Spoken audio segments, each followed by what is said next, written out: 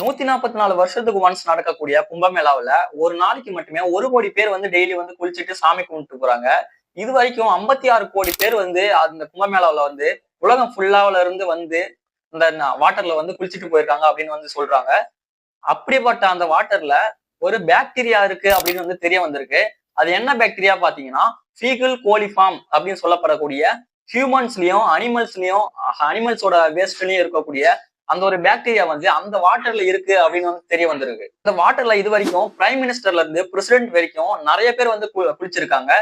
அப்படியாப்பட்ட அந்த வாட்டர்ல எப்படி அந்த பாக்டீரியா வந்துச்சு அப்படின்றத பாத்தீங்க அப்படின்னா, ஒரு நாளைக்கு 1 கோடி பேர் கூடக்கூடிய அந்த ஒரு இடத்துல டெம்பரவரியா பாத்ரூம், டாய்லெட், போலீஸ் ஸ்டேஷன் இது எல்லாமே ஆயிரக்கணக்குல வந்து கட்டியிருக்காங்க. அப்படி கட்டடிக்கக்குள்ள அங்க இருக்கக்கூடிய வேஸ்ட் எல்லாம் எங்க போகுது அப்படின்ற ஒரு கேள்வியில சென்ட்ரல் பொல்யூஷன் போர்டு வந்து அந்த தண்ணியை வந்து டெஸ்ட் பண்ணிருக்காங்க. டெஸ்ட் பண்ணக்குள்ளதான் இந்த பாக்டீரியா அதுல இருக்கு அப்படின்னு வந்து தெரிய வந்திருக்கு. இதனால என்ன ப்ராப்ளம் வரும்னு பாத்தீங்கன்னா lung infection, stomach problem, skin issue, அதுக்கப்புறம் கண்ணுக்கு கூட பிரச்சனை இருக்கு அப்படின்னு சொல்றாங்க. இது வரைக்கும் கண்ணுக்கு நிறைய பேருக்கு வந்து பிரச்சனை வந்திருக்கு அப்படின்னு சொல்றாங்க.